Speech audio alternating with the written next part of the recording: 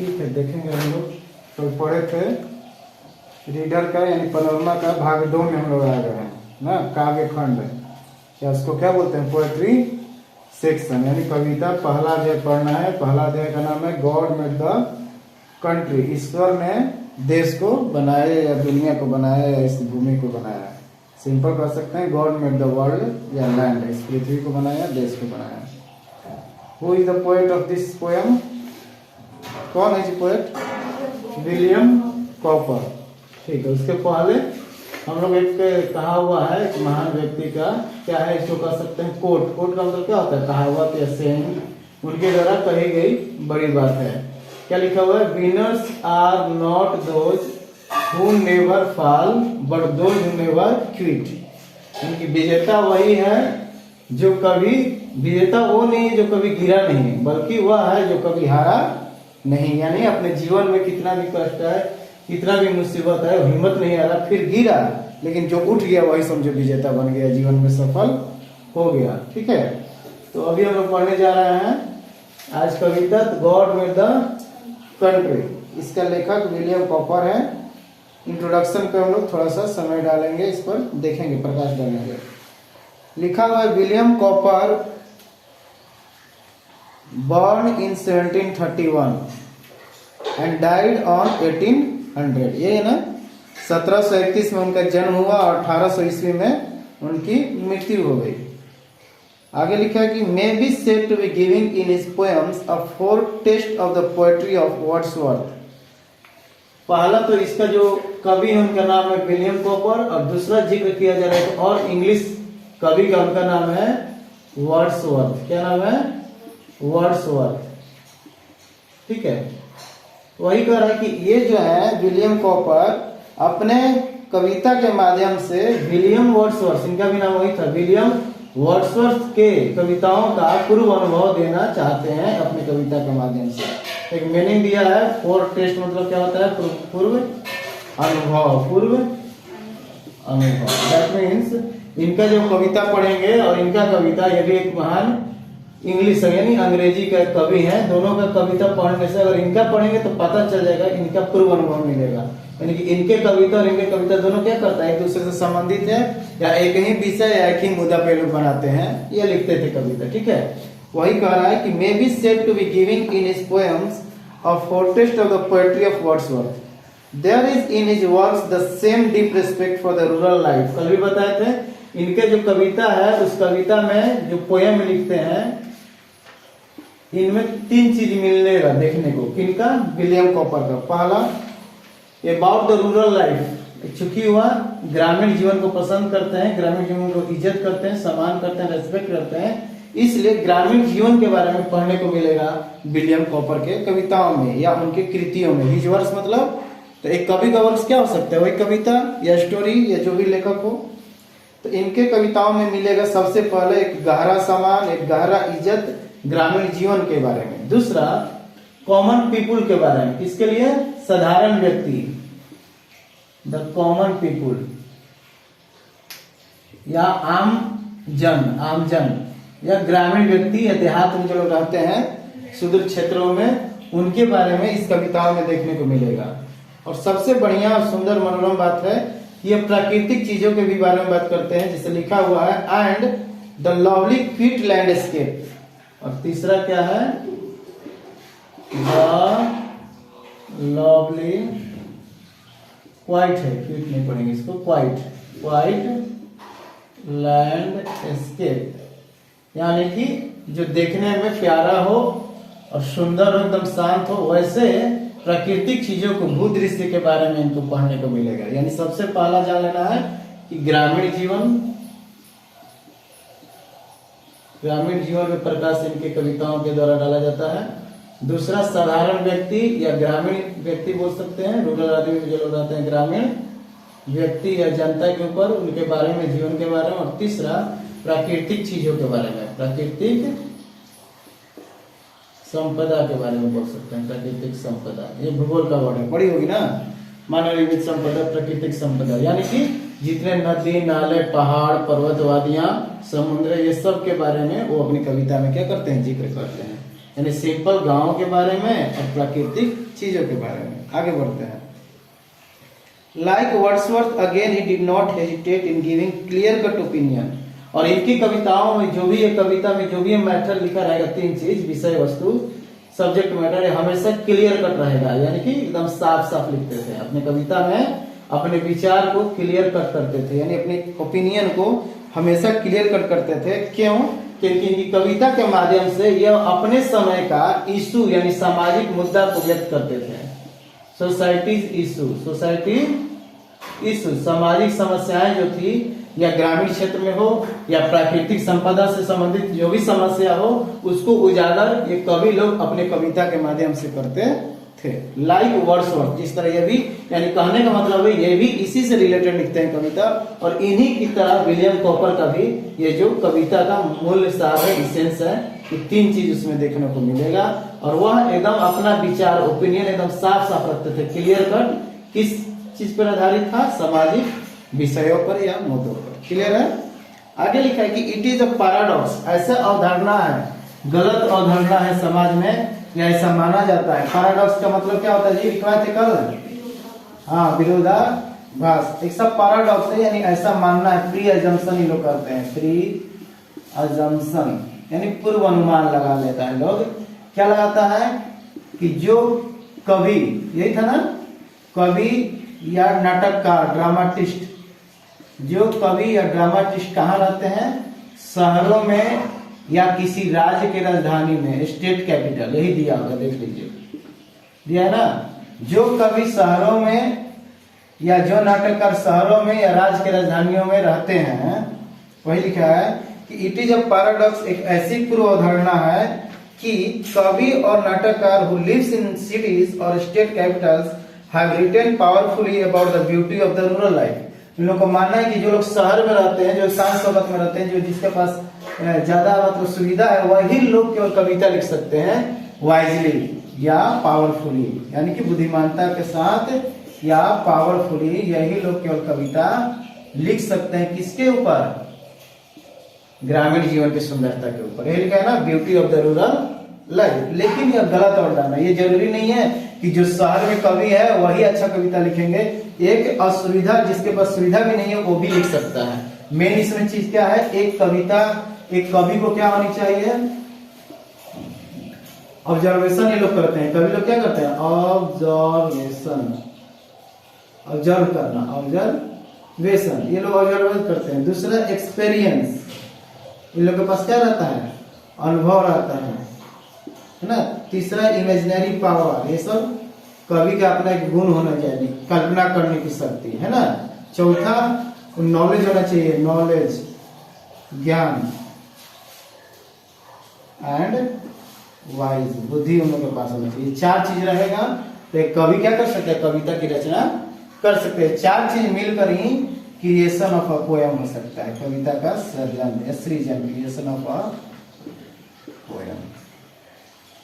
एक कविता बनाने के लिए कोई भी इंसान हो, क्यों ना ग्रामीण क्षेत्र में रहता हो, शहरों में रहता हो, अगर वो समाज की मुद्दा को ऑब्जर्व कर रहा है, यानी कि ध्यान से देख रहा है, उससे कुछ सीख रहा है, उसको अनुभव कर रहा है, उसके पास कल्पना करने की शक्ति है और ज्ञान और बुद्धि है, तो एक कविता को क्या कर सकता है? लिख सकता है, यानी क्रिएट कर सकता है। लेकिन पुराना हमारी समाज में ऐसी परंपरा है कि जो शहरों में रहते हैं वही लोग ग्रामीण जीवन की सुंदरता के ऊपर कविता लिख सकते हैं। लेकिन यह क्या है? गलत अवधारणा है ना, कंसेप्ट गलत है कि नहीं है? इसलिए लिखा है कि it is a paradox. Paradox का मतलब ये होता है पूर्व अनुमान जो है, या विरोधाभास, दूसरे के बारे में विरोध करने का एक अनुमान लगाना। क्लियर? चलो आगे। The simplicity of the common villagers engaged in humble profession. इस कविता के माध्यम से दो चार बातें हम सीखेंगे और जानने को जानकारी मिलेगा। क्या क्या मिलेगा? इधर मिटा देता हूं।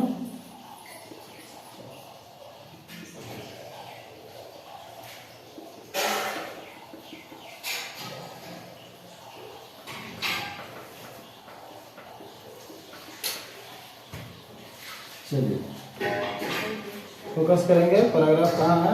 हाँ, the simplicity of the common believer engage in humble person. कह रहे इस कविता में हम लोग देखेंगे यानी कविता में क्या जान पड़ता है, पढ़ने से पता चलता है, क्या ज्ञात होता है कि जो लोग कॉमन विलेजर्स हैं, आम जनता या कॉमन विलेजर्स, ये कैसे जीते हैं? अपना जीवन सिंप्लिसिटी के साथ जीते हैं, सिंप्लिसिटी के साथ। और इन लोग का काम क्या रहता है? हम्बल प्रोफेशन उसको बोला जाता है अंग्रेजी वर्ड में, हम्बल प्रोफेशन। हम्बल प्रोफेशन का मतलब वो लोग नम्र व्यक्ति होते हैं, साधारण जीवन जीते हैं, सरलता के साथ जीवन जीते हैं। सिंपल मतलब सरल, सिंप्लिसिटी मतलब सरलता, एकदम साधारण रूप से। That means हम्बल प्रोफेशन का मतलब पेशा होता है, हम्बल मतलब नम्र। नम्र पेशा क्या है? यानी कहने का मतलब गांव के आदमी क्या कर सकता है? ज्यादा से ज्यादा लेबर का काम करता है ना, लेबरर रहते हैं, मजदूर का काम। दूसरा क्या करता है? खेती का काम, फार्मर्स लोग होते हैं गांव में।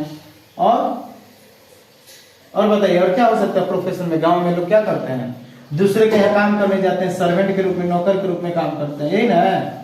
गांव का जो आम आदमी है यही करता है, या डेली वेजेज उठाता होगा, दिहाड़ी मजदूर होगा, डेली वेजेज इन लोग को मिलता होगा, दिहाड़ी मजदूर, यानी दिन भर इंटर होएगा, पैसा लेकर आएगा, उसी से अपना खर्चा चलेगा, बस इतना ही है। इसलिए इसका एक अंग्रेजी वर्ड उपमा दिया गया है कि एक नम्र पेशा है। नम्र, हम्बल मतलब नम्र, यानी कि साधारण लोग गांव में कॉमन लाइफ जिया करते हैं। क्लियर? आगे तो पहला पॉइंट था, कॉमन विलेजर क्या करते हैं? सरल होते हैं और उनका पेशा भी उसी तरह की होती है और उसमें लोग व्यस्त रहते हैं, इंगेज रहते हैं। The abundance of natural life in the flora and fauna. दूसरा पॉइंट क्या देखते हैं कि फ्लोरा और फौना। फ्लोरा मतलब क्या होता है? वनस्पति, फूल पौधे। फ्लोरा मतलब वनस्पति, एंड फौना मतलब वन्य प्राणी जो जंगल में रहते हैं, वन्य प्राणी। और कह रहा है कि the abundance of natural life in the flora and fauna. और गांव में जब जाएंगे तो हरी भरी हमको ग्रीन फील्ड मिलेगा, मिलता है कि नहीं? हरा भरा ग्रीन फील्ड मिलेगा, फॉरेस्ट मिलेगा, जंगल मिलेगा, प्राकृतिक चीज। यानी दूसरा वहां पर वन्य प्राणी यानी कि वाइल्ड एनिमल्स भी मिल सकते हैं, या डोमेस्टिक एनिमल्स मिलेगा गांव में। गांव में ना भैंस क्या दिखाई देगा जी? शहर में कहीं दिखाई देता है? शहर में तो खुद रहने का जगह नहीं है बिल्डिंग बनाने का, वहां क्या पशु पालन करेगा। लेकिन गांव में जाते हैं तो वहां नेचुरल चीज, तीन चीज दिखाई देता है, फ्लोरा एंड फौना, वनस्पति और वन्य प्राणी। दूसरा प्राकृतिक हरा भरा एकदम पूरा अच्छा, कितना सुंदर मनोरम दृश्य होता है। और तीसरा सबसे बड़ी बात है वह डोमेस्टिक यानी पालतू जानवर या पालतू हमारे जो रहते हैं घर में, खास करके गाय भैंस का किसान भाई लोग रखते हैं गाँव में। तो ये सब देखने को कहाँ मिलेगा? गांव में जब जाएंगे। नेचुरल लाइफ, इसका एक वर्ड दिया हुआ प्राकृतिक जीवन। ये था ग्रामीण जीवन, ये ग्रामीण जीवन से रिलेटेड था, रूरल लाइफ है, ठीक है। अब पार्ट बी में कह रहा है ये क्या है? ग्रामीण जी, सॉरी, नेचुरल प्राकृतिक लाइफ के बारे में भी जानकारी मिल जाएगी कविता में। दोनों में अंतर समझ में आ गया? तो प्राकृतिक जीवन और ये क्या हो गया? ग्रामीण जीवन। ग्रामीण जीवन की ग्रामीण में रहने वाले जो वासी है, इनहैबिटेंट्स है, उनसे रिलेटेड, और नेचुरल लाइफ में दोनों हो जाएगा, मनुष्य भी हो जाएगा, पेड़ पौधा भी हो जाएगा और वन्य प्राणी भी हो जाएंगे, या जीव जंतु भी हो जाएंगे, वही कह रहा है। आगे लिखा है and the peaceful living that together make have always inspired poets to write on the life in the countryside. ये दोनों मिलकर रूरल लाइफ और नेचुरल लाइफ, गांव के लोग बहुत आनंद पूर्वक जीते हैं, प्लेजर्स लाइफ लिखा है ना? प्लेजर नहीं लिखा है, ठीक, पीसफुल लिविंग लिखा है, तो कोई बात नहीं, प्लेजर लाइफ बोल सकते हैं इसको, या शांतिपूर्ण जीवन, पीसफुल जीवन जीते हैं। कौन जी? पीसफुल लाइफ है, पीसफुल लिविंग किसका है? गांव में कि शहरों में? हाँ, शहरों में नहीं होगा, गांव में। रूरल को आर कर देते हैं, सिटी को कट कर देते हैं, यानी कि शहरों में और गांव में बहुत अंतर है लोगों के रहने का, जीवन का तरीका। यानी कि गांव में लोग शांति पूर्वक बिना किसी टेंशन का लोग क्या करते हैं? रहते हैं। क्लियर है? आगे पढ़ेंगे। और इससे ये जो कवि हैं विलियम कॉपर जैसे, विलियम वर्ड्सवर्थ जैसे, ये लोग क्या है? इंस्पायर होते हैं, प्रेरित होते हैं। इंस्पायर मतलब क्या ना? प्रेरणा देना। प्रेरित होकर ऐसे कविताओं की रचना करते हैं जो समाज के लिए क्या है? लाभदायक है, जो समाज के आंखों को खोलता है कि प्राकृतिक चीजों को प्रदूषित नहीं करना चाहिए, जिस वातावरण में आ रहा है हमें शांति पूर्वक रहना चाहिए, वन्य और जीवों के साथ मिलकर। यहाँ लिखा हुआ है कि the peaceful living that together, that together मतलब पेड़ पौधा जानवर, ये सब जो इंसान है, सब मिलकर गाँव में कितना सुंदर एक साथ शांति पूर्वक या आनंद पूर्वक जीवन व्यतीत करते हैं। क्लियर है? चलो लास्ट पैराग्राफ। कंट्री साइड मतलब देहात, बताए थे मैंने, कंट्री साइड मतलब देहात, रूरल एरियाज बोल सकते हैं इसको। ग्रामीण क्षेत्र। लास्ट और फाइनल पैराग्राफ इंट्रोडक्शन का। Cowper's poem is a classic example of this kind of writing. कह रहे कि कॉपर, विलियम कॉपर जी का जो कविता है यह एक क्लासिक उदाहरण है। क्लासिक का मतलब क्या लगा लिखा है तो हाँ, उत्कृष्ट यानी कि सबसे ऊंचा क्या बोलते हैं, कद वाला या ऊंचा एक बढ़िया उदाहरण है। सिंपल में बोल सकते हैं बेस्ट एग्जांपल। सिंपल में क्या कह सकते हैं कि Cowper's poem is a best example of this kind of living. This kind of living मतलब ग्रामीण जीवन जीने का जो तरीका है उसके बारे में अगर अनुभव लेना है या जानना है तो विलियम कॉपर के कविताओं या वर्ड्सवर्थ जी का कविताओं को पढ़ना चाहिए। क्लियर है? आगे the first line of the poem, देखिए ऊपर में क्या लिखा है, first line, god made the country and man made the town. Book में लिखा होगा, इसमें एक ही है टाइटल में, god made the country and man made the town. ईश्वर ने देश को बनाया और मनुष्य ने शहर को बनाया। कल भी जिक्र हुआ था, एक बार और डिटेल में बता देते हैं लिख कर यहाँ।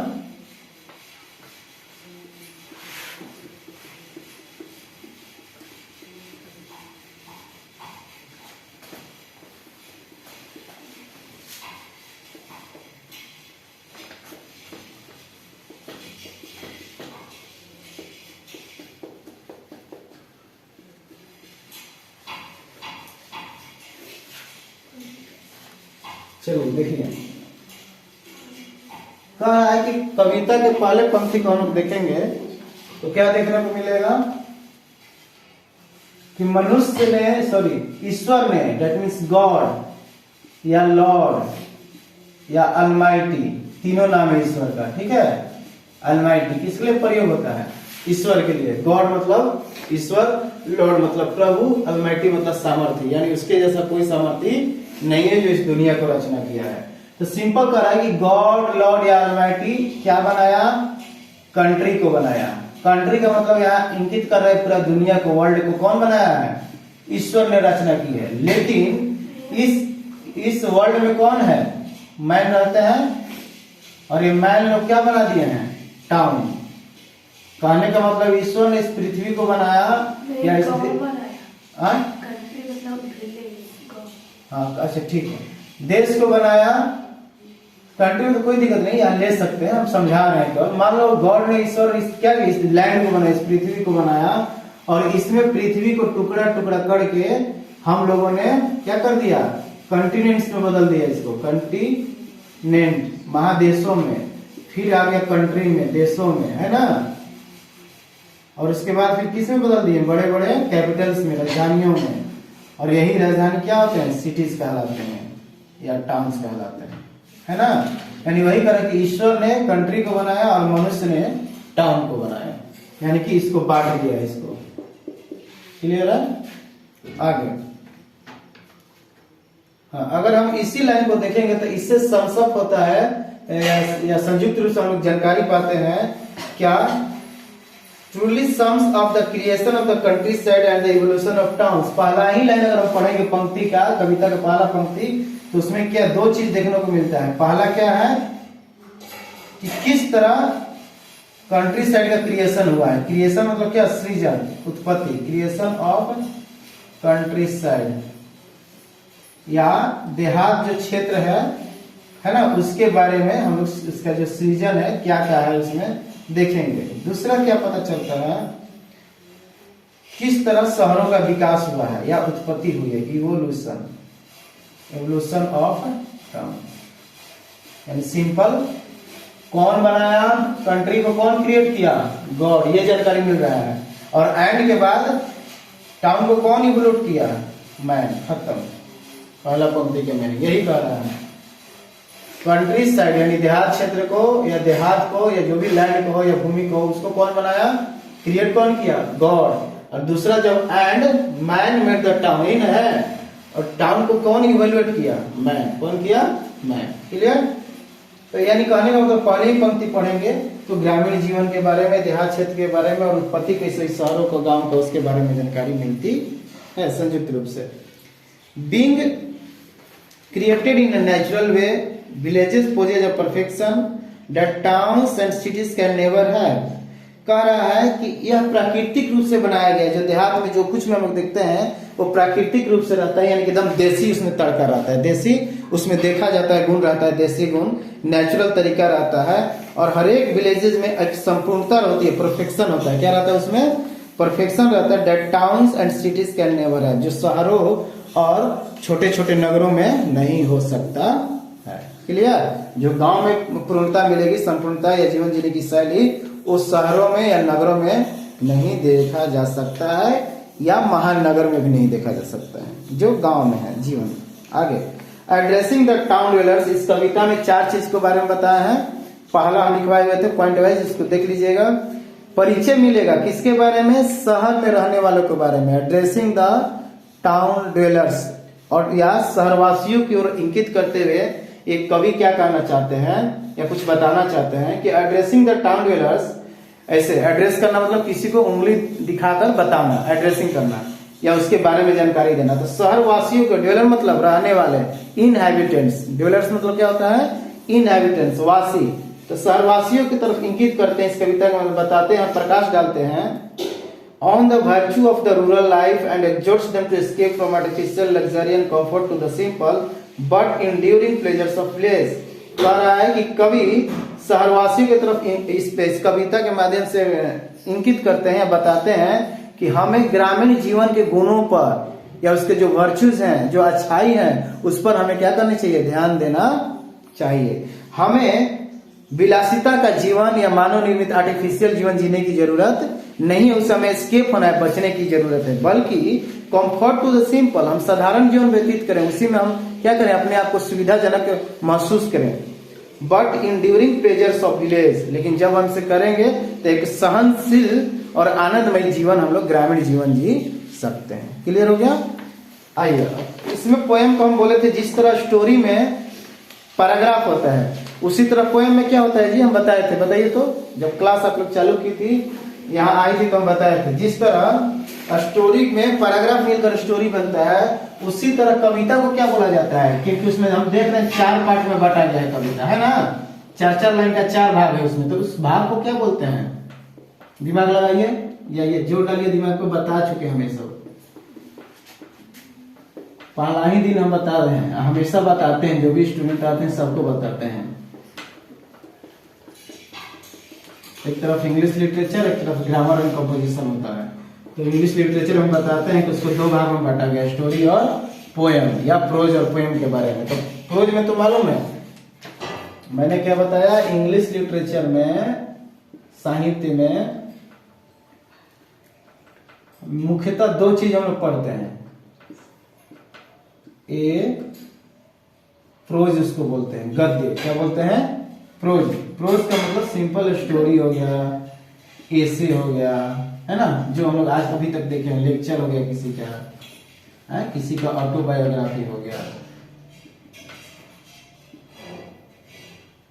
यही सब होता है ना स्टोरी में। जबकि दूसरे पार्ट में क्या होता है? पोएम। पोएम बहुत सारे विषयों पर आधारित रहता है। नेचुरल लाइफ है, प्राकृतिक जीवन, ग्रामीण जीवन, जो अभी तक जहां तक हम लोग पहुंचे हैं उसको कुछ विषय बस एग्जाम्पल पर लिख रहे समझने के लिए। लेकिन ये जो स्टोरी होते हैं, ऐसे होते हैं, लेक्चर होते हैं या आत्मकथा होती है, ये सब किस पे आधारित रहता है? उसकी चीज से मिलते हैं। पैराग्राफ होता है ना, पैराग्राफ से बनता है। लेकिन यही हम पूछ रहे हैं कि यहाँ पर क्या होता है इसके जगह पर? बताइए, हम पढ़ा चुके हैं।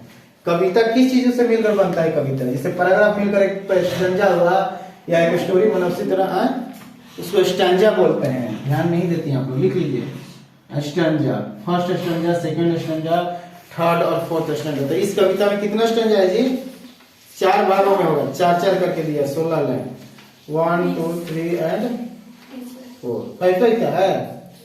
ठीक है, तो 4 सेट हुआ ना, 20 लाइन है, 4 सेट ही है 5-5 का, यानी 5 into 4 है, यानी टोटल 20 लाइन है इसमें। तो कोई पूछेगा कितने लाइन है, तो 20 लाइन्स, और कितने स्टैंजा है? 4। क्लियर? अब से ध्यान रखना है, कभी पूछेंगे तो बता चुके हम कितना बड़ा आप लोग को। चलिए स्टार्ट करते हैं पोएम, टाइम नहीं है।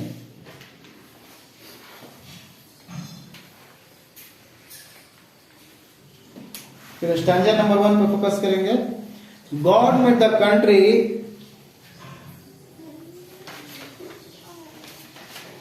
And man made the town. ये तो समझा दिए। That means God made this world और दिस लैंड और this country side and man made the town, यानी गांव को, यहाँ पर कंट्री का मतलब वही गांव जो बोल रही थी, विलेज का अंकित कर रहा है। विलेज को ईश्वर ने बनाया लेकिन शहर को मनुष्य ने बनाया। कैसे साबित करेंगे? सबसे पहले हम जानते हैं कि सबका जन्म जो होता है एक गांव में ही होता है, रूरल एरिया में ही होता है ना जी, ग्रामीण क्षेत्रों में। लेकिन ये कैसे शहर में तब्दील हो जाता है? ये बेचारा यहाँ पे जन्म लेता है, सरकारी स्कूल में पढ़ता है, लेकिन अपनी जीविका पर्जन के लिए, लिवलीहुड जीवन यापन करने के लिए या दूसरा एम्प्लॉयमेंट के लिए, जॉब करने के लिए, बेरोजगारी होता है गांव में, एम्प्लॉयमेंट के लिए बेचारा यहाँ से गांव से माइग्रेट हो जाते हैं, प्रवासी बन जाते हैं, माइग्रेशन हो जाती है। इसलिए यह गांव जाकर ये लोग जहाँ इकट्ठा होते हैं वही, इसी का नाम क्या हो जाता है? गांव, शहर में बदल जाता है। अब पता चला कैसे ग्रामीण लोग शहर का निर्माण किया, मैन। सब लोग ग्रामीण में ही जन्म लेते हैं। अब तो हो गया ना, विकसित हो गया, हर जगह शहर है, बाजार है, तो कहेगा हम शहर में जन्म लेते हैं। लेकिन जो ओरिजिनल चीज बता रहा है, सभी लोग तो घर में ही जन्म लेते हैं, ग्रामीण में, लेकिन अपने जीव को उपार्जन करने के लिए या बेरोजगारी है तो जॉब करने के लिए वो लोग पढ़ाई लिखाई करने के बाद कहाँ प्रवासी हो जाते हैं, माइग्रेट कर जाते हैं, दूसरे जगह चल जाते हैं। इसलिए कह रहा है कवि कि यह जो कंट्री था, सी किसमें बदल जाता है? टी में बदल जाता है, और उसी को कहेंगे सिटी। हो गया सिटी, शहर बन गया। सी से कंट्री, टी से टाउन, सिंपल में ठीक हो गया सिटी। कितना अच्छा है ना। चलो आगे। What wonder then that health and virtue gifts that candy alone makes sweet, the bitter drought that life holds out to all should most abound and least be threatened in the fields and groves। ध्यान से देखिएगा, कविता है, इसको थोड़ा गहराई से समझने की जरूरत है। इसे मिटा देता हूं, एक बार रिवीजन करिए, पढ़िए, 4 लाइन में कोशिश करिए, जोड़ डालिए दिमाग में समझने का क्या कह रहा है। क्योंकि कविता हल्का नहीं होता है, कहानी नहीं है कि टेंस दिया है समझ जाएंगे, कविता है। और कविता क्या है? तोड़ मरोड़ के वाक्य बनाया जाता है, उसके अंदर छिपी हुई भावनाओं को एक फीचर या एक गाइड के मदद से ही समझ सकते हैं। खुद समझना संभव नहीं है कविता को क्या कहना चाहता है।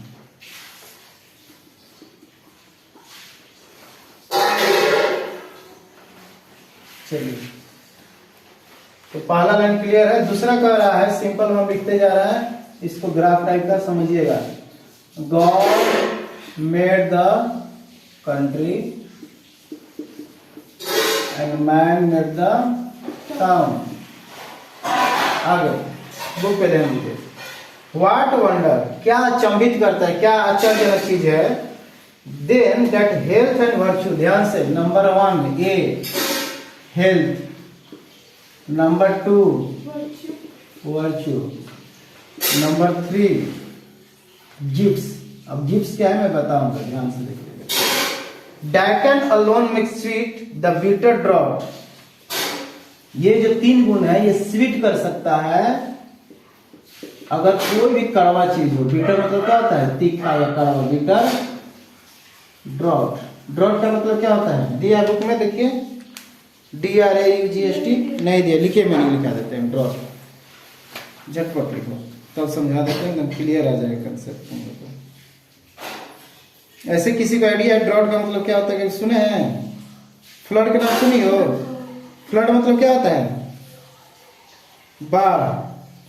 फ्लड मतलब बाढ़, तो बाढ़ के उल्टा क्या होगा? सुखाड़। तो सुखाड़ का इंग्लिश क्या होता है? लिखिए, मैंने लिखो तो ड्राफ्ट के पहले, हवा का झोंका, ठंडी हवा का झोंका को ड्रॉट बोलते हैं। ड्राफ्ट उच्चारण कर रहे हैं, लिखा है ड्रॉट उच्चारण कर रहा है गूगल बाबा, ड्राफ्ट। एक्चुअली गलत उच्चारण है, ड्रॉट होगा, ड्राफ्ट का इसमें है ही नहीं। तो स्पेलिंग लिख लो। ड्रॉट का मतलब होता है a flow of cold air that comes into a room.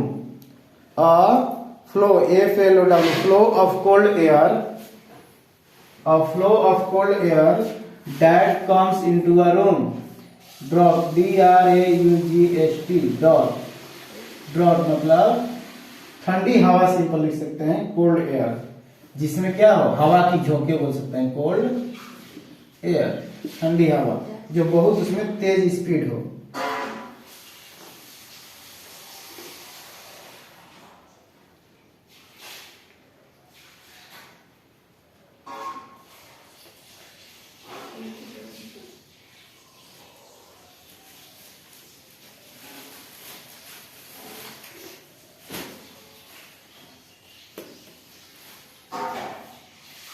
चलो आगे बढ़ें। तो हम क्या लिखे थे कि God made the country and the man made the town, what wonder them that health and virtue gives, that can alone make sweet the bitter drought, that life holds out to all should most abound and least with threaten in the fields and groves। एक नया word है threaten, मतलब क्या होता है? धमकी देना या खतरा भरा। लिख दो मैंने थ्रेटन, किसी को थ्रेटन करना मतलब धमकी देना या इन डेंजर, कोई भी चीज क्या खतरा में हो उसको बोला जाता है थ्रेटन। तो थ्रेटन क्या है? इस कविता का पहला स्टेंजा में दो चीज थ्रेटन हो रहा है। पॉइंट नंबर डी फील्ड्स और पॉइंट नंबर ई ग्रोव्स। ग्रोव्स का मतलब क्या होता है? लिख लो, मैंने लिखा देते हैं GROVES, GROVES ग्रोव्स। इसका मतलब होता है बगीचा या उपवन, लेकिन यहां बगीचा ही कहेंगे कविता के अनुसार। ग्रोव्स मतलब बगीचा, फील्ड्स मतलब हरा भरा खेत। गांव में यही रहता है ना, फील्ड्स मतलब खेत या हरा भरा खेत, ग्रीन फील्ड्स जो लिखवाए हैं। ठीक है, चलो यहां तक तो सब वर्ड मीनिंग हो गया। अब क्लियर देखिए बोर्ड पे, तब समझ में आएगा। ध्यान से देखिएगा क्या लिखे हैं। मीनिंग दोनों लिख दीजिए। थ्रेटन मतलब खतरा या किसी को धमकी देना। थ्रेटन मतलब खतरा या धमकी देना है। जैसे बड़े बड़े लोगों को, फिलहाल में मोदी जी को धमकी आया था, मुकेश अंबानी को धमकी आया था मोबाइल पे। बड़े बड़े लोगों को आता है धमकी। हम लोग को थोड़े ना कोई धमकी देता है, हम लोग को जानवर धमकी देगा। जैसे लिली है, जाएंगे तो हम लोग थ्रेटन कर देती है भूख कर, है ना। गांव में कौन धमकी देगा? खुद ही हम लोग बस पैसा लाएंगे धमकी देने वाला। हम ही लोग उल्टा धमकी देने रहे, काहे फोन किया रे तू? पैसा ऐसा ना है, पैसा धनी हो जाएंगे तो करना 10 साल बाद, कार पे चलेंगे तब धमकी देना, फोन वालों को कह दिया जाएगा। चलिए ध्यान से देखिए, 4 लाइन का निचोड़ लिखे हुए हैं, इस पर समझ लेना है, रटना नहीं है। ईश्वर ने गांव को बनाया या विलेज को बनाया। सिंपल यहां लिख सकते हैं कंट्री इक्वल टू विलेज, नहीं ना। इस पोएम के अनुसार हम कह सकते हैं कंट्री मतलब गांव। क्लियर है? तो ईश्वर ने गांव को बनाया और मनुष्य ने शहर को बनाया। संजना बोर्ड पर देखिए, जब बोल रहे बोर्ड पर तो बोर्ड पे ध्यान दीजिए। ईश्वर ने गांव को बनाया, विलेज को, और मनुष्य ने शहर को बनाया। लेकिन इस गांव का 3 चीज है, गुण है। क्या क्या? यहाँ के लोग स्वस्थ रहते हैं, यानी गांव में रहेंगे तो ज्यादा हेल्दी रहेंगे, गुड हेल्थ रहेगा। दूसरा, इनके अंदर बहुत अच्छा स्वभाव होता है या गुण होता है। तीसरा, इन लोगों को फ्री में वरदान मिला है, नेचुरल चीज, जैसे पेड़ पौधा, ऑक्सीजन फ्रेश, है ना जी। अच्छा एफ छूट गया है, चलो गिफ्ट्स। क्लियर है? GIFTS gifts. तो वरदान, वरदान का मतलब क्या है? वही पेड़ पौधा, प्राकृतिक जीवन है, अच्छा सौहार्दपूर्ण जीवन जीना, भाईचारा के साथ गांव में रहना। लेकिन कभी कभी भाईचारा भी लाठा लाठी में बदल जाता है गांव में, हम देखे हैं। लेकिन वैसा डिपेंड करता है मनुष्य के ऊपर कि वो गांव में आनंद पूर्वक रहेगा कि लड़ाई झगड़ा करेगा रोज, है ना। जिस सुबह सुबह यहीं भी हमको आवाज सुनाई देने लगता है, इधर भी मोहल्ला में गलियों में एक दूसरे को अमृत वचन सुबह सुबह प्रवचन देने लगते हैं। लेकिन नहीं देना चाहिए समाज में, है ना, मिल के साथ। वही कह रहा है कि ग्रामीण जीवन में जो स्वास्थ्य है, हेल्थ है, ग्रामीण जीवन में जो स्वभाव है, वहां का गुण है लोगों के बीच में, और ग्रामीण जीवन को जो ईश्वरीय द्वारा वरदान मिला है, जैसे पेड़ पौधा, ऑक्सीजन, ये सब फ्रेश एयर मिलता है ना जी, और शांति पूर्वक जीवन है, न गर्दा है, न प्रदूषण है, कुछ नहीं है, घोड़ा गाड़ी ज्यादा नहीं चलता है। इसलिए कह रहा है कि वो गिफ्ट है, उन लोगों के लिए क्या है? गिफ्ट है। यानी तीनों चीज गांव में पाए जाते हैं, शहरों में नहीं पाए जाते हैं। दूसरा कि ये जो तीनों चीज है, एक ड्रॉट को भी, एक कड़वा, क्या बोल सकते हैं उसको? ड्रॉट का मतलब क्या लिखा है देखिए तो, एक कड़वा, मान लो कोई भी हवा का झोंका, यहाँ पे मतलब इंकित करा, इंडिकेट किया गया है कि कड़वा चीज को भी मीठा में तब्दील करने का पावर कौन रखता है? ये तीनों गुण रखता है। जिसके अंदर वो चंगा भला है, स्वस्थ है, जो टैलेंट से मतलब एकदम गुण उसके अंदर भरा हुआ है, संस्कृति कल्चर उसके अंदर है। पढ़े ना चैप्टर इंडियन कल्चर, यानी गांव में ही इंडियन कल्चर दिखाई देगा ओरिजिनल अगर देखना है तो। जो एक दूसरे को रिस्पेक्ट करना, इज्जत करना, अपने परंपराओं को मानना, संस्कृति को मानना, वही इसी को बोलते हैं वर्च्यू। वर्च्यू मतलब गुण, वहां का स्वभाव। और गिफ्ट्स मतलब प्राकृतिक जो भी संपदा है या वरदान है उसी को बोलते हैं क्या, गिफ्ट्स। ये तीनों चीज जो है ये बीटर चीज को स्वीट बना सकता है, यानी कि खराब चीज को अच्छा में तब्दील कर सकता है, यही कहना चाहता था। इसलिए कभी कहते हैं कि मैं वंडर हो जाता हूं कि आज शहरों में कहा गया, लोग खाली हॉस्पिटल में दिखाई दे रहे हैं। लोग के बीच गुण नहीं है, आपस में प्रेम नहीं है। सब लोग बड़ा बड़ा आईएएस अधिकारी है, लेकिन बगल वाला क्वार्टर में अगर कोई बीमार पड़ जाए तो आईएएस अधिकारी रात में क्या दरवाजा खोलने नहीं जाता है। यानी पढ़ाई लिखाई तो होता है, लेकिन जो वर्च्यू होना चाहिए, एक दूसरे पर दया करना, मदद करना, आज तक शहरों में नहीं है। एक ऐसा फैशन चल गया कि आज एक्सीडेंट हो रहा है तो लोग वीडियो बना रहे हैं, उसको उठाएंगे नहीं, पहले वीडियो बनाएंगे, खबर करेंगे पुलिस को। लेकिन होना चाहिए था क्या, पहले उसको हॉस्पिटल उठाओ, उठाकर हॉस्पिटल ले जाओ, तब खबर करो पुलिस प्रशासन को, है ना। लेकिन आजकल ऐसा मतलब माहौल एक मतलब इंडिकेट किया गया है कि लोग शहरों में गुण नहीं है। तीसरा, जितने भी जंगल झाड़ पहाड़ हैं उन सबको को रोडों में तब्दील कर दिया जा रहा है, बड़े बड़े बिल्डिंगों में। तो क्या होगा, हमारा वरदान के ऊपर क्या है, खतरा है। इसलिए कह रहा है कि हमारी जो प्राकृतिक चीज की संपदा है वो आज इन डेंजर। क्या है, ये जितना हमारा हेल्थ है, पर्सनल लाइफ, हमारा जीवन, हमारा व्यवहार और प्राकृतिक वरदान, ये सब क्या है, खतरा में है। आगे समझ में चल रहे, चलो paragraph number 2 sorry stanza number 2 में चलेंगे। 5 लाइन खत्म। चलो 6 लाइन में पोजेज ये मतलब यू, ये मतलब यू, ये पुराना इंग्लिश है, या ब्रिटेन इंग्लिश बोल सकते हैं। You possess you therefore you who borne about in chariots and sedans. Borne BORN, borne मतलब जन्म, लेकिन ये वर्ड क्या है, बोर्न है। मीनिंग लिखिए, इसका दिया है BORN, लिख लो मीनिंग। दोनों में कंफ्यूज नहीं ना है, केवल एन तक रहेगा तो जन्म, ई रह जाएगा तो उसका मीनिंग अलग होता है।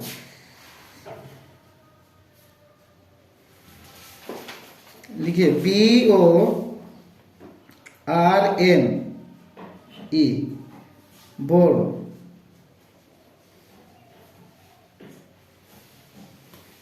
Carried by the thing mention, इसका इंग्लिश वर्ड लिख लीजिए, carried by the thing mention.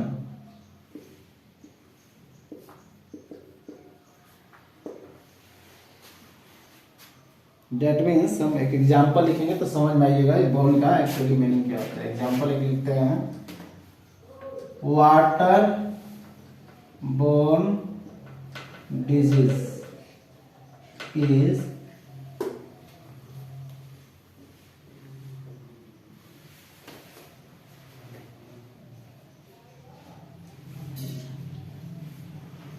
Diarrhoea. कौन सा रोग है, डायरिया। अब यहाँ वाक्य को देखिए, HEA है, डायरिया। कह रहा है कि बोर्न का मतलब होता है क्या, carried by the thing mention, किसी के चलते कुछ कारण होना।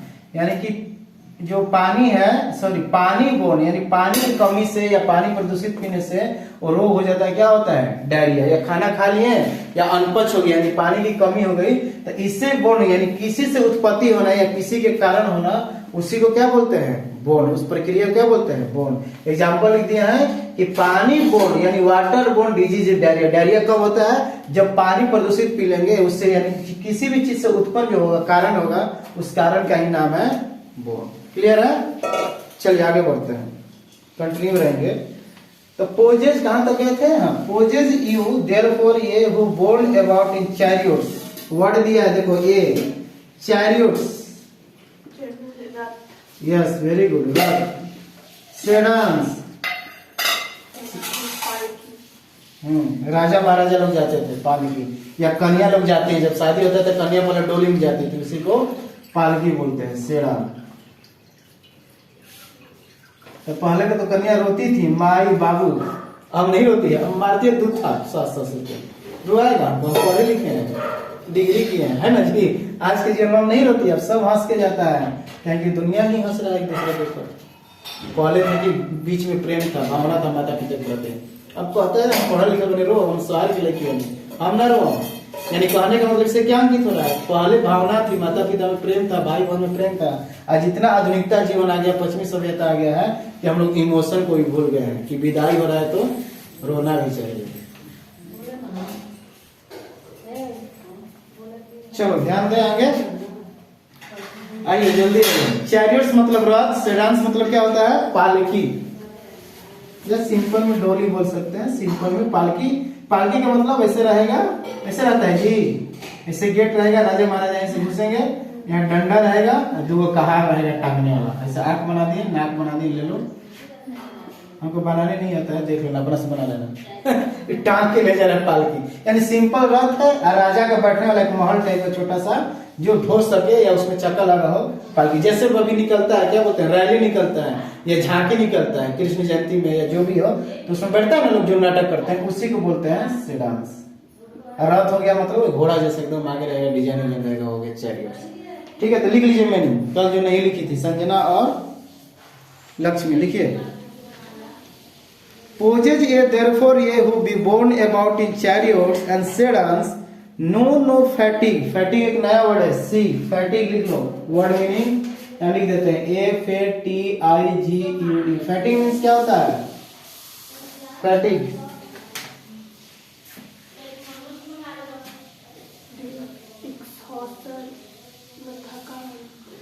थकान होता है, वेरी गुड।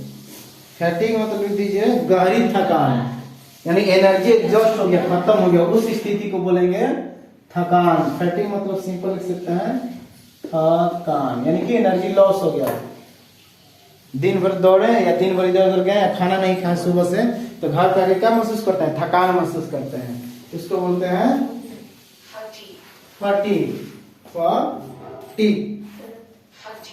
फटीग लिख लिया आप लोग, FATIGUE, फटीग। फटीग मतलब थकान। एग्जाम्पल समझा दिए कि दिन भर हम काम किए, सुबह से खाना नहीं खाए, टाइम नहीं मिला, जब घर आए तो हमको कैसा महसूस हो रहा है? कमजोरी महसूस हो रहा है, थकान महसूस हो रहा है, उस स्थिति के लिए वर्ड है FATIGUE, फटीग। क्लियर है? चलो आगे बढ़ते हैं। और क्या वर्ड है? आइडलनेस। यस, आइडलनेस, आलसपन बोल सकते हैं इसको, आलसपन या लेजीनेस। लेजीनेस एक्चुअली इसका मीनिंग जो होगा, आइडल मतलब बेकार होता है, आइडल मतलब बेकार। लिख लीजिए तो इसका शुद्ध हिंदी लिखवा देते हैं, लिखिए आइडलनेस, सब समझ में आएगा, बस खाली वर्ड मीनिंग मजबूत होना चाहिए। पॉइंट सुस्ती बोल सकते हैं, सुस्ती महसूस करना, थकान महसूस करना, आइडलनेस मतलब सुस्ती या खालीपन महसूस करना, खालीपन, आइडलनेस। आइडलनेस, आइडलनेस है ना, आइडलनेस। एंड टेस्ट, टेस्ट मतलब हाँ, 200 टेस्ट होता है। टेस्ट मतलब परीक्षा, और एगो टेस्ट मतलब स्वाद या जांचना या परखना। कंट्राइव्स मतलब क्या होता है? पहले वर्ड मीनिंग छाट लेंगे। कंट्राइव्स, CONTRIVES, कंट्राइव्स क्या दिया हुआ है? कुछ दिया हुआ है कंट्राइव्स का meaning? To make something happen, कुछ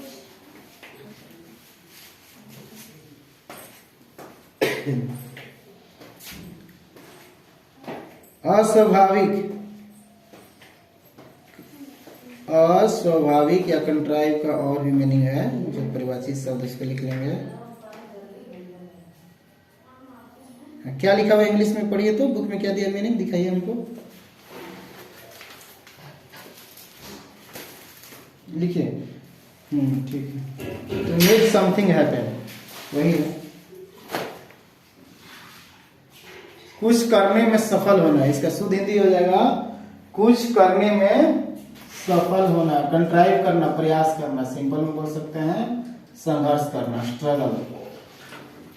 लेकिन वैसा स्ट्रगल करना है जिसमें सक्सेस मिले, उसी को बोलेंगे कंट्राइव। सिंपल में समझा दिए हैं। कंट्राइव मतलब ट्राई करना, एफर्ट करना, स्ट्रगल करना, संघर्ष करना, लेकिन वैसा स्ट्रगल कि वो काम करने के बावजूद हमें क्या मिले, सफलता मिले। वही लिखे टू डू समथिंग या मेक समथिंग हैपन, कोई चीज करने के लिए कुछ कार्य को करना, उसी कार्य को बोलते हैं कंट्राइव, प्रयास करना। सिंपल में क्या बोलेंगे, यहाँ दिया हुआ है गूगल में कि to manage to do something although there are difficulties, कितने कठिनाइयां आने के बावजूद भी कुछ करने में सफल हो जाना, इसी को बोलेंगे कंट्राइव। क्या बोलेंगे, कंट्राइव। चलो अब आते हैं हार मीन्स क्या आता है जी, HARM, हार्म मतलब हानि, लिख दो। हार मतलब हानि, HARM, हार्म। 10वां लाइन का लास्ट वर्ड, हार मतलब हानि। चलो अब स्टार्ट करते हैं। मीनिंग सब लिखा दिया, इसको समझेंगे क्या कह रहा है।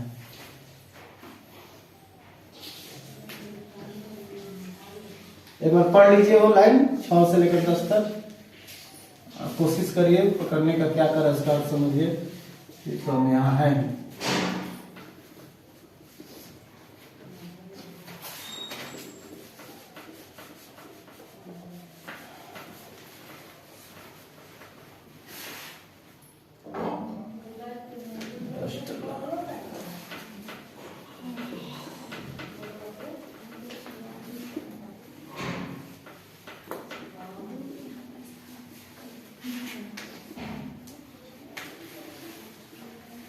चलो ध्यान से देखो, ध्यान से देखना।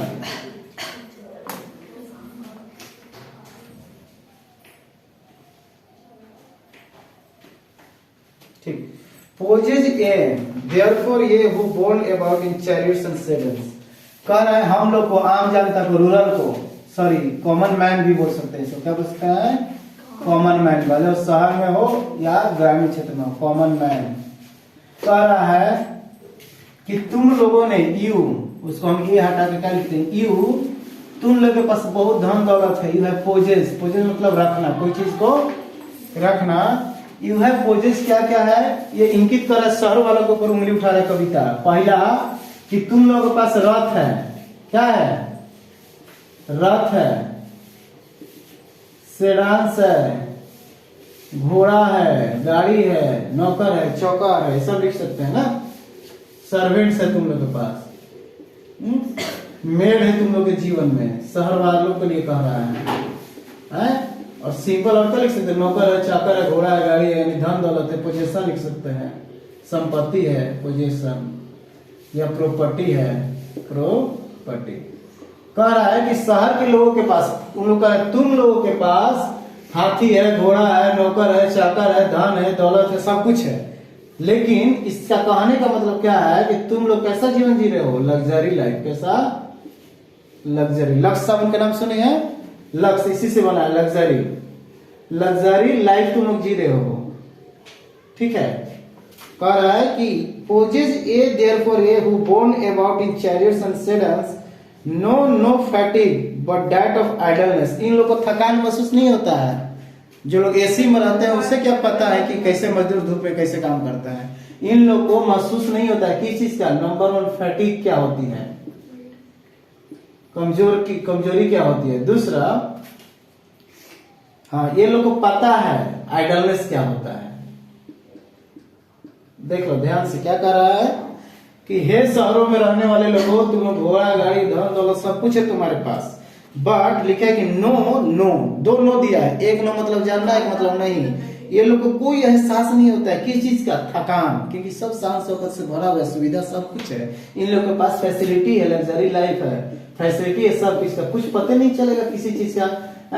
They can not feel the like of anything, like of anything, कोई भी चीज की इनके जीवन में कमी नहीं है, जो शहरों में रहते हैं, जो जन्म लिए हैं बड़े घरों में।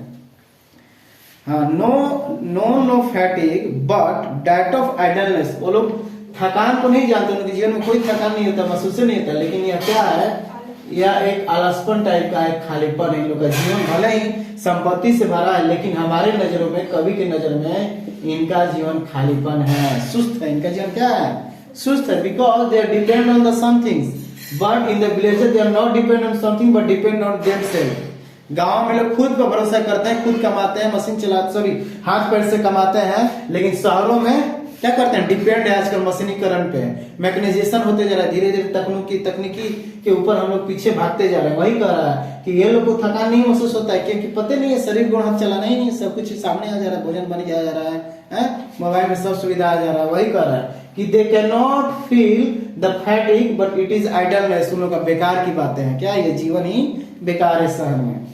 आगे, एंड टेस्ट नो सिंस, और उन लोग का कोई चीज का एहसास नहीं है, मतलब स्वाद ही नहीं है। टेस्ट, सिंस मतलब दृश्य नहीं, यानी कि उन लोग के जीवन में जो जो भी सीन है आती है, अलग अलग जो पहलू आते हैं जीवन के, कभी सुख कभी दुख है, किसी का हेल्प करना, ये सब जीवन उन लोग देखा ही नहीं है बचपन से। सुख विलास में कभी कष्ट का वैल्यू नहीं जान कि क्या होता है कष्ट। तो वही करा है, इन लोग ना फैटिक जानते हैं, न थकान होती है जीवन में, बल्कि बेकारपन इन लोगों के जीवन में आइडलनेस है। और तीसरा, इन लोगों को कोई अनुभव ही नहीं है, they have no experience about the suffering of the common man. एक साधारण व्यक्ति का संघर्ष कैसे होता है, एक संघर्षपूर्ण जीवन कैसे होता है, इसका कोई एहसास इन लोग को नहीं है। They have no taste. आगे, बट परंतु सच एज आर, आर्ट मतलब आर होता है, ये पुराना इंग्लिश है, आर्ट, ART, आर्ट मतलब आर, ई जान पढ़ते हैं ना जी, हाँ जान लीजिए।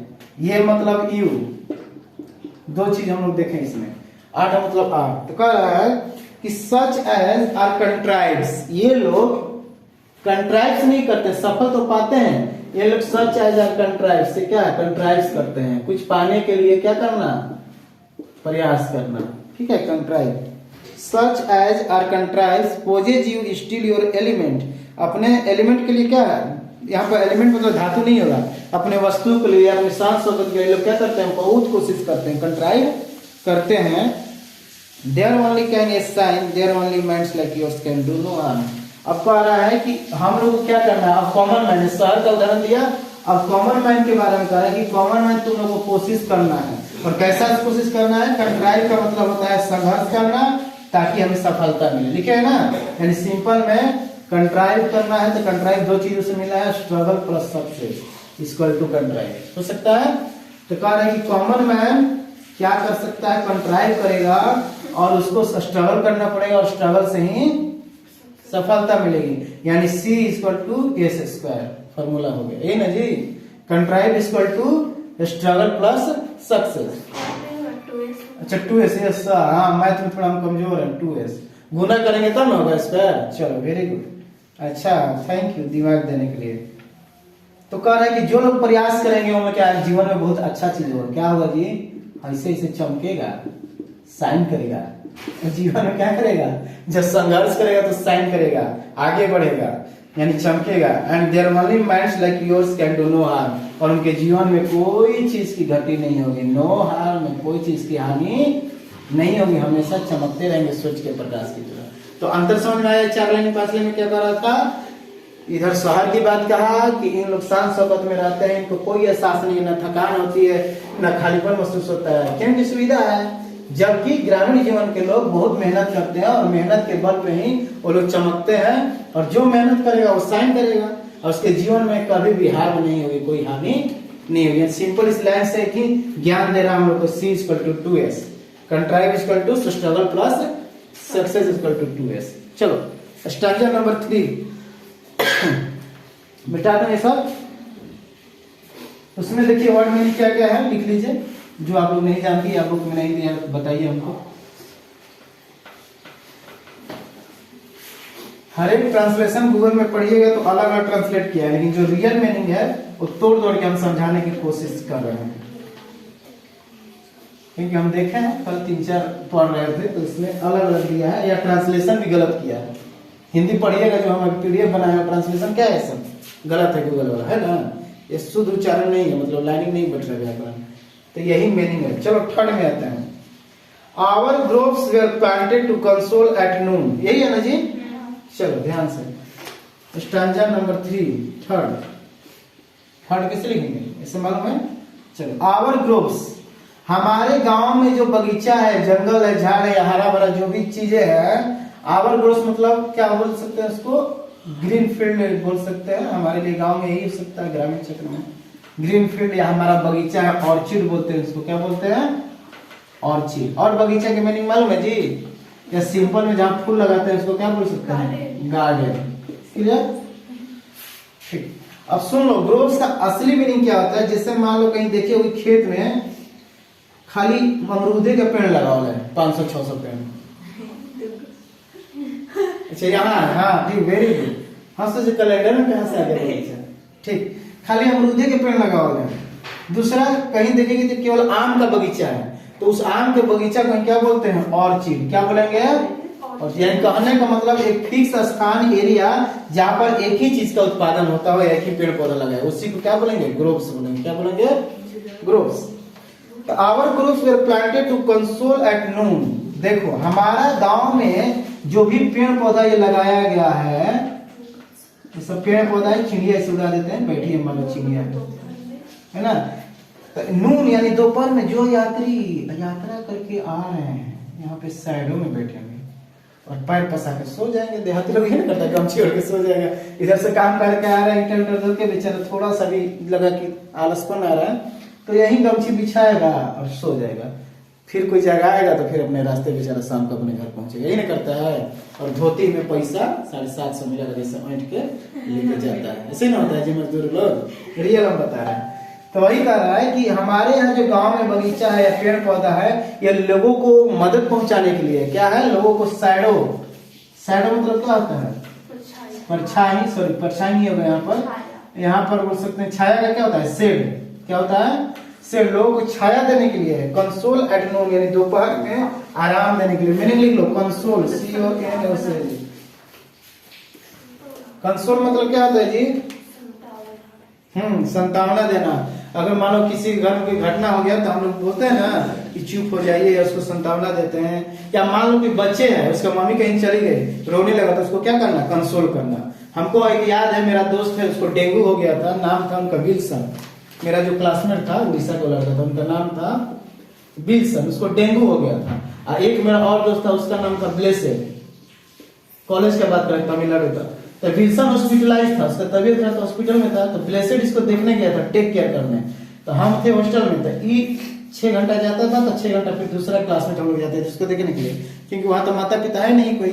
तो हमको ये क्या बोला, उसी दिन हम सीख गए इंग्लिश। बोला blessed go and console the Wilson, go and console the Wilson because he is hospitalised in that hospital, ABCD hospital. जाओ विल्सन को कंसोल करो, मतलब उसके साथ रहो, उसको सांत्वना दो कि तुम जल्द ही ठीक हो जाओगे और फिर हमसे लड़ाई करोगे, खाना छीनी करोगे। ठेकुआ लेके जाते हैं बिहार से, तो उड़ीसा वाला हमसे छीन लेता था, तो हम उसका होर्लिक छीन लेते थे। यही होता था हॉस्टल में हमारे साथ, है ना। यानी कंसोल का मतलब किसी को सांत्वना देना, दुख के समय उसको मदद करना या हिम्मत देना। तो वही कह रहा है कि our groves were planted to console at noon. हमारे गांव में, ग्रामीण क्षेत्रों में जो भी पेड़ पौधा है, वहां के यात्रियों को छाया देने के लिए लगाया गया है। उसका भी एक उद्देश्य है। The pensive wanderer in their shades. Shades मतलब छाया, पेंसिव मतलब लिख दो, पेंसिव लिखो तो मैंने लिखवा देते हैं, PENSIVE।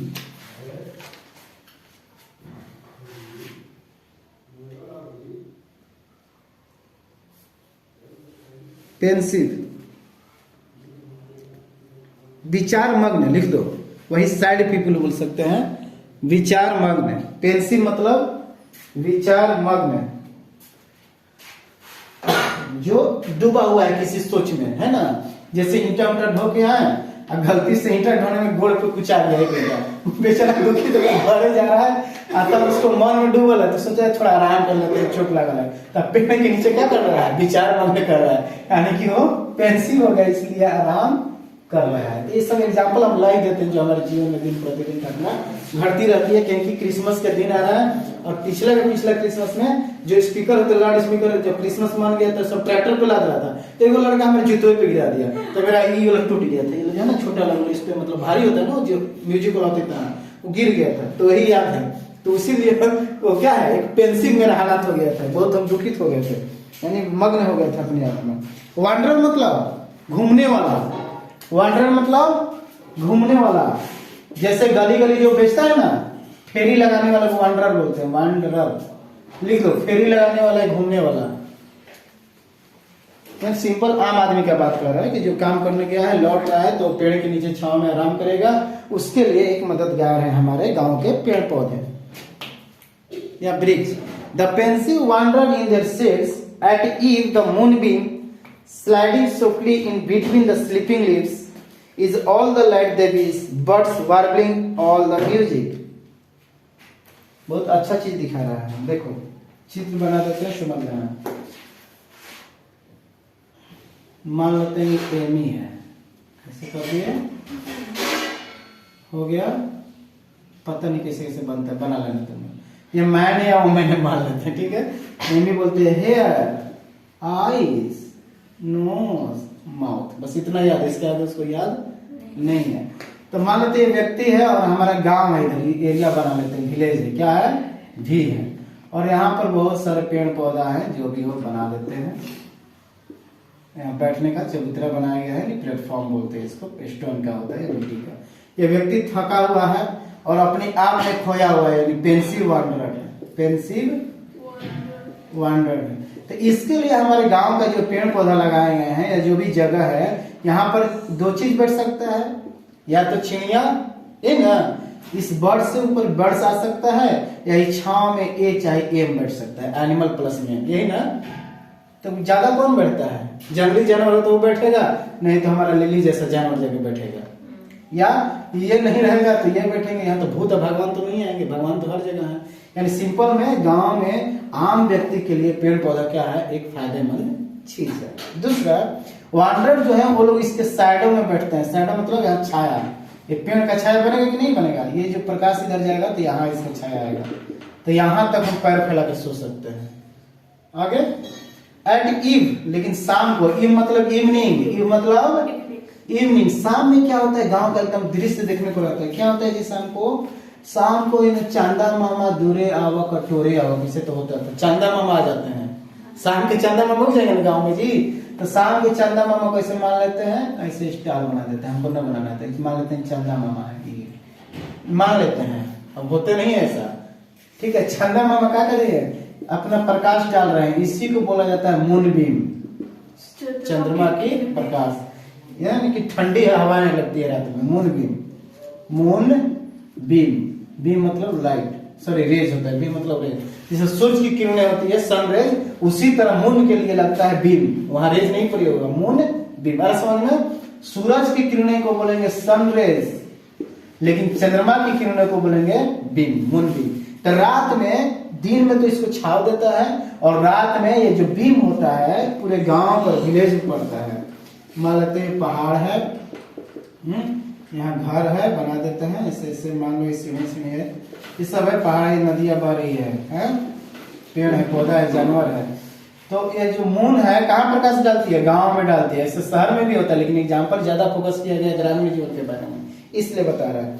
तो मूनबीम से पूरा एकदम ठंडा पहुंचती है, इस शहर में एकदम शांति वातावरण रहता है, एकदम खाता है और अपने दलान में जाकर लोग सो जाता है। अभी ठंडा के दिन है तो गांव में अभी पता नहीं, तुम लोग जानती हो कि नहीं, हम लोग जब छोटा थे तो पुआल होता है, पुआल जिसको बोलते हैं ना, धान का जो काट के निकलता है, तो हमारा दलान में अभी भी मिट्टी का घर था, और पुआल पे हम लोग दरी बिछाकर, या लेवनिंग जिसको बोलते हैं, बेड पतला सा, उसको ले जाकर हम लोग सोते थे। इतना अच्छा ही गर्मी देता था पुआल, आज भी याद है। वहीं पर हम लोग उस समय ढीबरी होता था, दिया जिसको बोलते हैं, किरासन तेल डाल के हम लोग पढ़ते थे वहां पे, सब भाई बहन मिलकर, तो सबका शादी हो गया, सब जॉब कर रहा है अलग अलग जगहों पर। तो वैसे ही गांव में माहौल होता है, कितना शांति होता है। और जो बूढ़े बुजुर्ग होते हैं गर्मी के दिन में खटिया निकाल कर, आंगन में नहीं, दलान के बाहर, यानी कि बाहर जो एरिया उसमें सो जाता है। वही कह रहा है कि moonbeam sliding softly in the between the sleeping leaves. अब कह रहा है कि चंद्रमा का प्रकाश, ये पत्ता है, मान लेते हैं 2 पत्ते हैं, क्या है, 2 पत्ते हैं, दोनों पत्तों के बीच में ये प्रकाश क्या कर रहा है, क्रॉस कर रहा है। यही कह रहा है कि स्लाइड कर रहा है, क्या कर रहा है, पत्तों के बीच में चंद्रमा की प्रकाश जा रही है, और इतना अच्छा मुलायम लग रहा है, इतना सुंदर लग रहा है scene. Is all the light they bees, birds warbling all the music, और रात में चिड़िया क्या कर रही है, चहचहा रही है। लिख लीजिए मैंने, वार्बलिंग मतलब क्या होता है, वार्बलिंग। चलो बात नहीं करेंगे, लास्ट पैराग्राफ है, टाइम नहीं पास करना है। बुक में दिया है वार्बलिंग का, नहीं दिया तो लिख लीजिए, WARBLING, वार्बलिंग।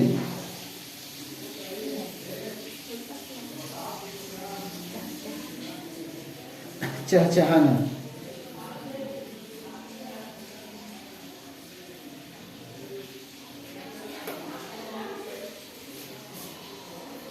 एग्जाम्पल जैसे दिया है कि parrots were warbling in the trees, तोता पेड़ पर चहचहा रहे थे।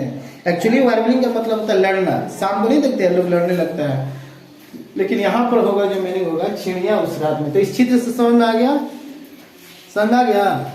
ये गांव है, गांव में पेड़ लगी होती है, दिन में छाव का काम करता है पेड़, और रात में चंदा मामा पेड़ों को प्रकाश देते हैं। और इस मनोहर सीन को देखे कितना सुंदर गांव और शांतिपूर्वक जीवन लग रहा है। और सबसे सुंदर कि चिड़ियों की मधुर आवाजें हमारे कानों तक पहुंचती है, जैसे मान लो हम जिंदा सपना देख रहे हैं रात में, है ना। मान लो रात को खटिया पे सोया है, चिड़िया बोल रही है सपना में, कितना अच्छा गाना बज रहा है, अब कोनो कुकुर भो तो डर के मारे उठ के खटिया पलट जाएगा हमारा ऊपर, है ना। तो ऐसी घटनाएं छोटे छोटे गांव में बड़े बड़े घटनाएं होती रहती हैं, कुत्ता वाला। चलो लास्ट पैराग्राफ एंड फाइनल खत्म हो गया। चलो ऐसे ही करेंगे रोज, अब खत्म करना है एक चैप्टर एक दिन में, टाइम नहीं है, रिविजन कराना है फिर। We can spare the splendour of your lands. क्या लिखा है? स्पेयर। स्पेयर का मतलब क्या होता है जी? SPARE, spare. बहुत जल्दी बुढ़ावा भर जाता है, हमसे पता ना।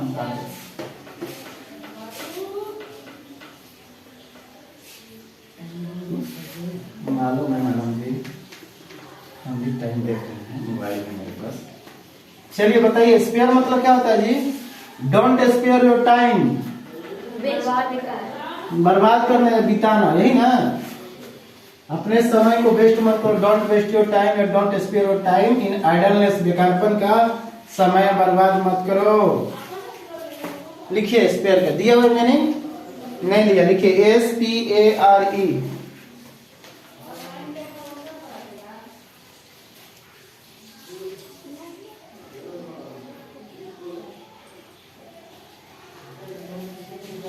अतिरिक्त, अतिरिक्त या अल्प,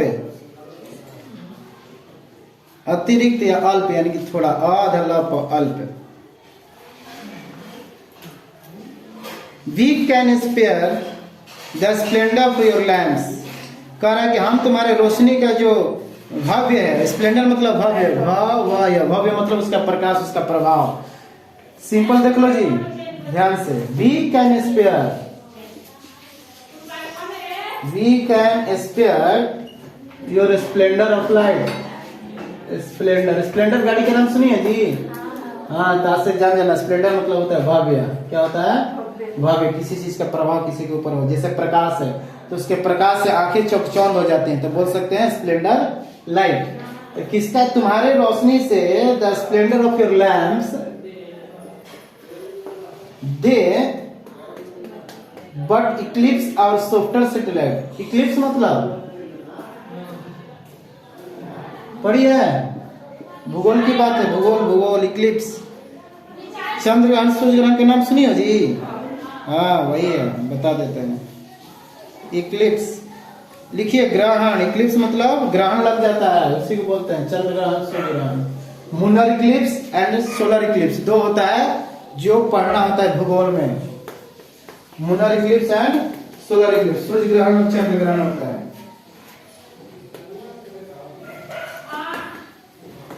कॉन्फाउंड मतलब CONFOUND, कन्फाउंड मतलब लिखिए मैंने क्या दिया हुआ है?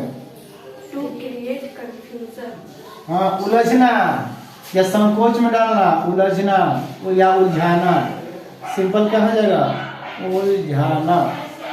टू पढ़िए English meaning, to create confusion. हाँ, कंफ्यूजन क्रिएट करना, संदेहास्पद स्थिति में डाल देना, कंफाउंड करना या उलझाना किसी को। हारमोनियस मतलब,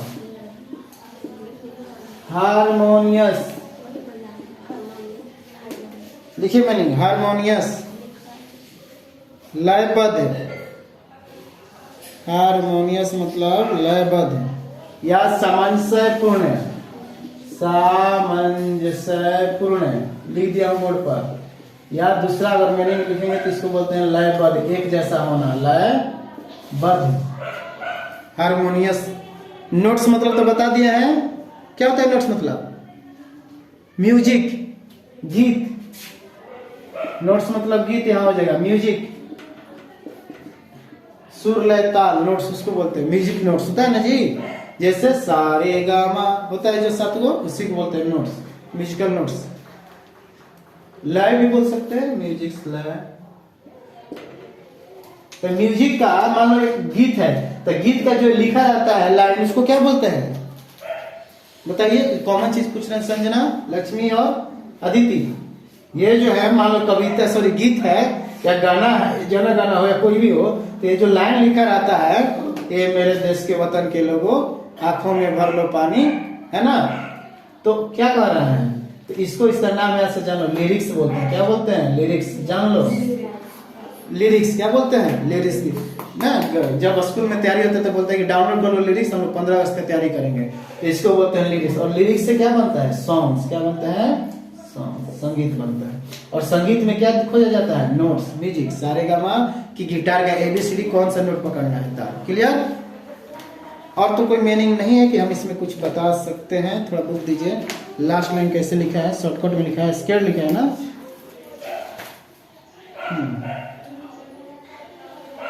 डिपार्ट्स, थ्रस मतलब क्या होता है? थ्रस एक चिड़िया का नाम है, लिख लो। थ्रस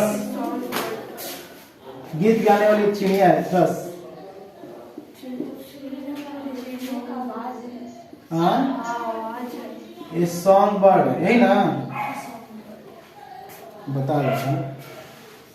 जैसे सॉन्ग बर्ड क्या है? कोकिला। देश की कोकिला किसे कहते हैं? नाइटिंगेल को। एक चिड़िया है, इसका नाम है नाइटिंगेल। इसको क्या बोलते हैं? नाइटिंगेल। तो देश की, भारत की कोकिला कौन है जी? किसको बोला जाता है? नाइटिंगेल, सरोजनी नायडू को। चलो ठीक है, तो एक चिड़िया का एग्जांपल दिया गया है। और कुछ अच्छा चित्र इसका दिखाना है, दिखा देता हूँ थोड़ा सा।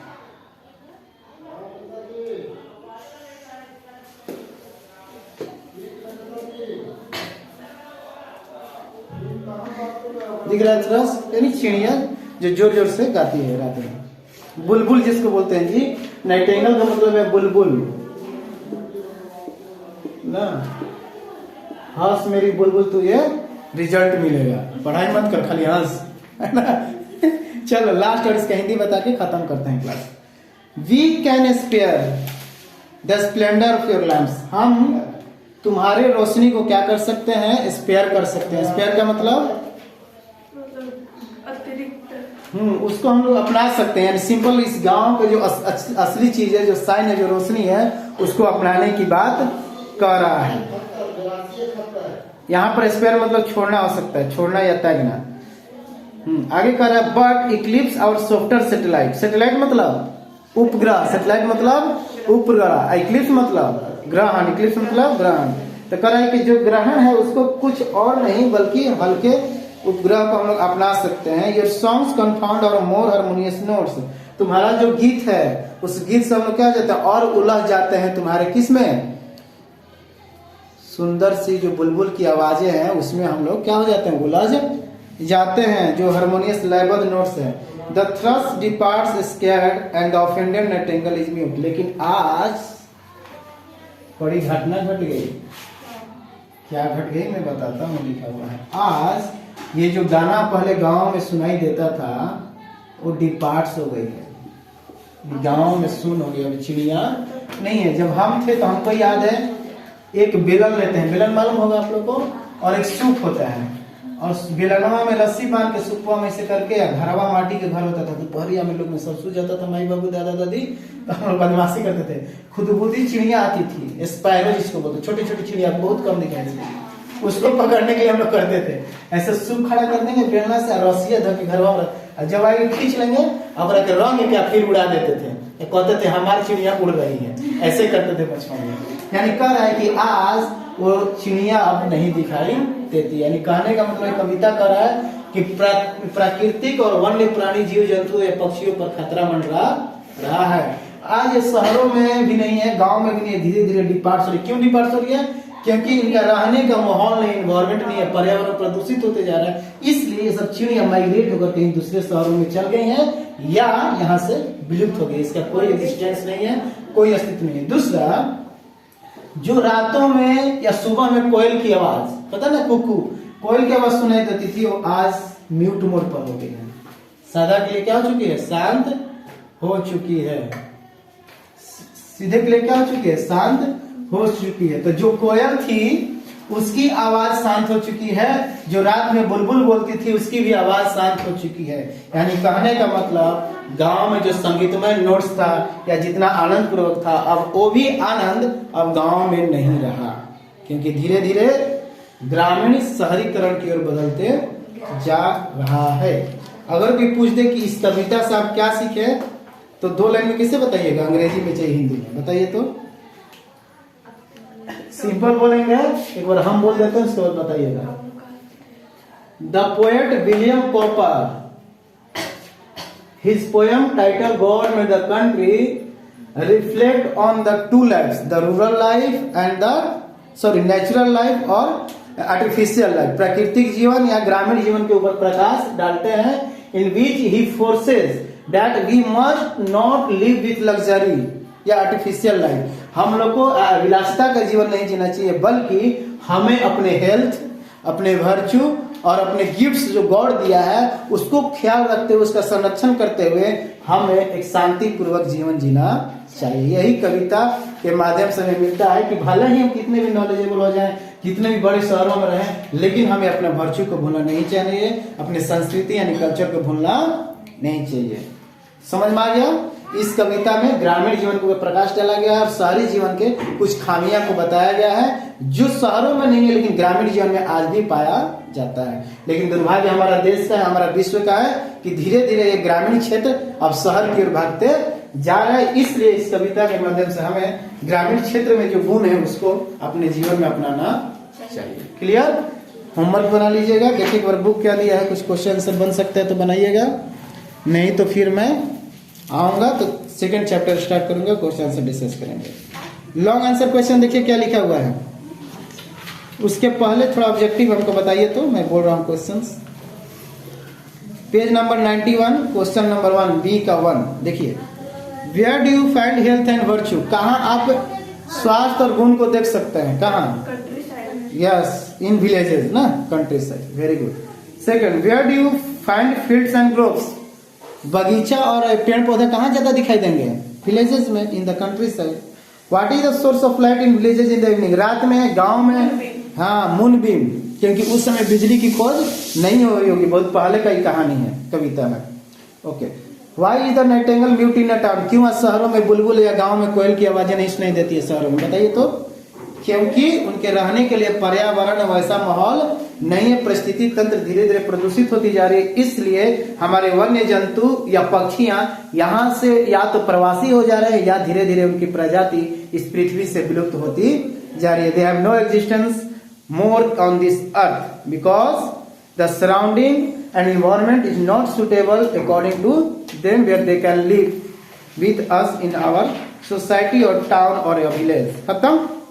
क्वेश्चन नंबर 1 लॉन्ग आंसर में देखेंगे, कॉपी बहुत जल्दी आप लोग बंद करते हैं ना Lakshmi. Why does the poet believe that God made the country, क्यों कवि ऐसा विश्वास करता है कि ईश्वर ने देश को बनाया या गांव को बनाया, क्यों? कारण लिख सकते हैं अपने सर, बताइए क्या होगा, लिख लेना। दूसरा, Why does the poet believe that man made the town, और क्यों विश्वास करता है कि मनुष्य ने शहरों को बनाया, बता दिया है कारण, अपने जीव का पार्जन करने के लिए, रोजगार के लिए या अच्छा बेहतर जीवन जीने के लिए ग्रामीण क्षेत्र को छोड़कर कहाँ जा रहा है, शहर के पीछे आज दुनिया भाग रही है। इस तरह मनुष्य ने ही या हम लोगों ने ही गांव को छोड़कर आज शहर का निर्माण कर दिया है। Why is life bitter, क्यों आज का जीवन बहुत कड़वा हो चुका है? क्योंकि आपस में प्रेम नहीं है, हमारे बीच में एक दूसरे को रिस्पेक्ट करने की भावना नहीं है ना, आदर नहीं देते, रिस्पेक्ट नहीं देते हैं। इस तरह कुछ विचार को अपना खुद का विचार इसमें लिखना है कि क्यों जीवन कड़वा होता जा रहा है। Why is life getting bitter every day in modern युग, in modern life, आधुनिक जीवन में क्यों जीवन, एक मनुष्य का जीवन दिन प्रतिदिन कड़वा होता जा रहा है। 4th, what can make our life sweet, हमारा जीवन कैसे स्वीट बन सकता है? Health, virtue and gifts. What function do groups perform in a village, Grove क्या काम करता है जी? गांव का जो पेड़ पौधा क्या काम करता है? बगीचा। हाँ, एक पेंसिव जो वांडरर होता है, एक थकान व्यक्ति को क्या देता है? आराम देता है। और लास्ट है और फाइनल है, what are the birds scared of? Scared of किसको? चिड़िया लोग किस चीज से स्केर्ड होती है? स्केर्ड ऑफ किस चीज से डर रही है चिड़िया? बताइए तो। What are the birds scared of? बताइए किस चीज से चिड़िया आज म्यूट हो गई है? हम ही लोग से डर रही है। किससे डर रही है? मानव जीवन से डर रही है। हम ही लोग कहानी पहुंचा रहे हैं वन्य जीवों को, प्राणियों को ना। इसको व्याख्या करके थोड़ा अच्छा से विचार लिखना, क्यों डर रही है, क्यों विलुप्त होती जा रही है। ठीक है, खत्म हो गया।